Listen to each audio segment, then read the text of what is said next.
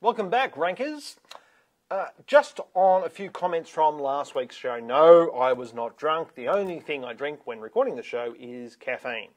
So put that out of your mind. However, if you do go and watch the show, with that in mind, it kind of does look like I'm a bit tipsy. So sorry for any confusion there.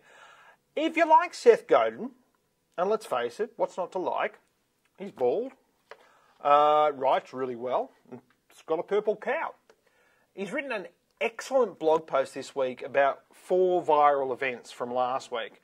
And I want to talk about one of them today, which I came across, and it's probably not the one you're thinking of, but it's one called Dollar Shave, and I shared it amongst my circles as soon as I saw it. It was a really, really funny, clever video launching a new business that basically is a razor subscription service. And hey, I'm into razors, right? I use a lot of them, and they're bloody expensive. Anyway, this guy put together this business, which is a subscription service for razors, really low priced. You get them delivered to your door. You don't have to go to the supermarket, all those sorts of things. Go and watch the video. I won't spoil it for you. But I wanted to talk to you about how this video spread through Google+, what Google+ will tell us, and why it's important to consider all your social channels when it comes to search as well. I first saw this video shared by Steve Garfield on Google+. Now, if you've been around for a while, you'll probably know Steve Garfield as a video blogger who's been around forever. And anything he shares about video, I'm going to go and have a look at. So the first thing I did was saw this shared on Google+, and I use Google+ now more than I use Facebook because I basically find there's less whinging on Google+, and I don't know whether that's just my curation of that social space as opposed to my lack of curation on Facebook. But I find it more interesting and I find more valuable information on Google+. Anyway, I went and watched the video.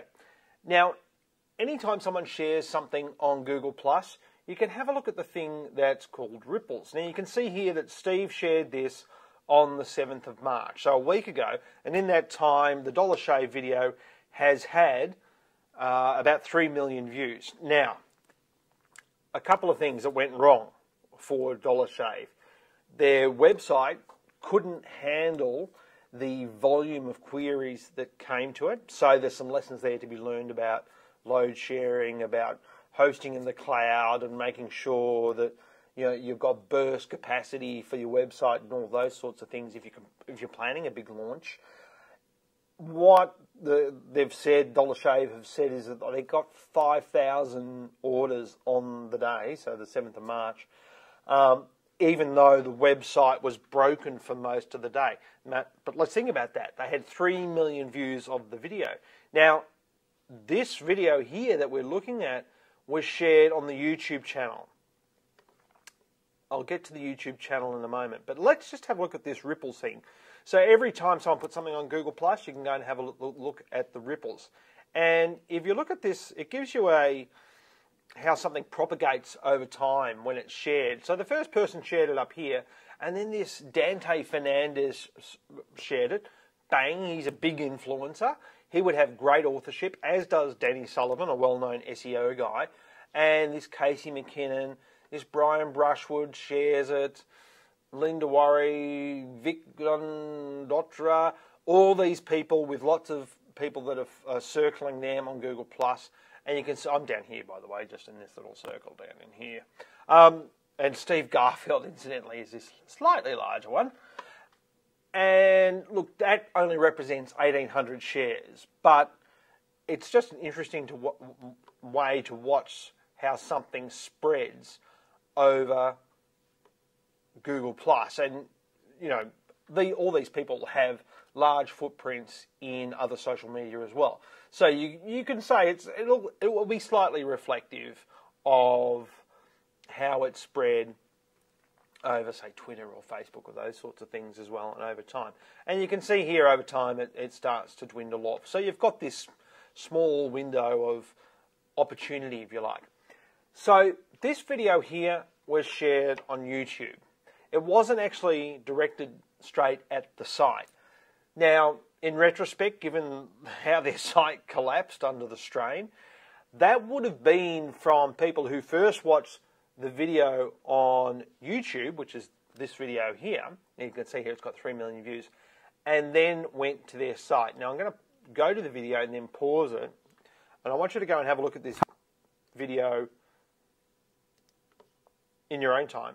But you can see here, most people would have got to this probably through this link here in the description, because this would have been the first experience of that brand. Or they would have got to the end and then typed in the URL and then gone to the site. So you wouldn't have got this 3 million people actually going to the site from the video. If you had, it probably would have been a lot worse for them. But you would have got hundreds of thousands at least, and you only got 5,000 sign-ups. And that was probably because the site broke. If you then go and have a look at the channel,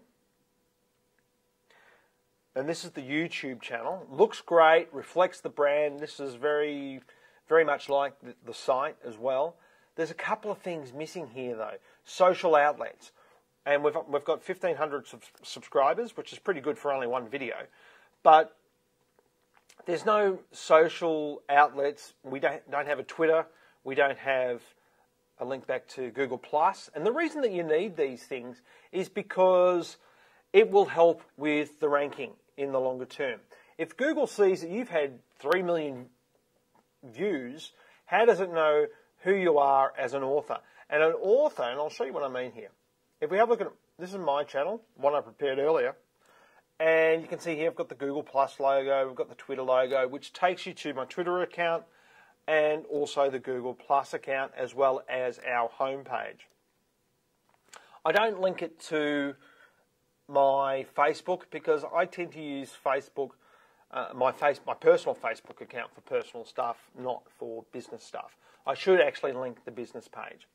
So that link takes us directly to my Google+ page. And if I go to the About, you can see all of the accounts like YouTube, Facebook, LinkedIn, and all those other things linked back to those social outlets.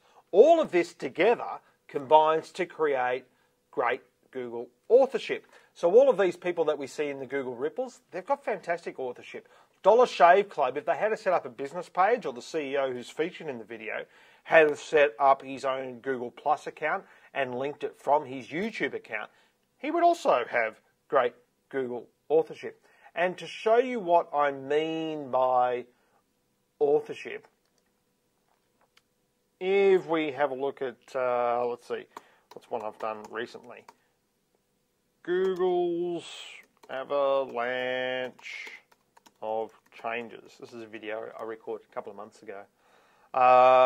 So you can see here, if you were in my circle and you type that in, you would see that. If you weren't in my network, in my circles, in my Twitter following and any of that, you would not see that, but you would see this information here.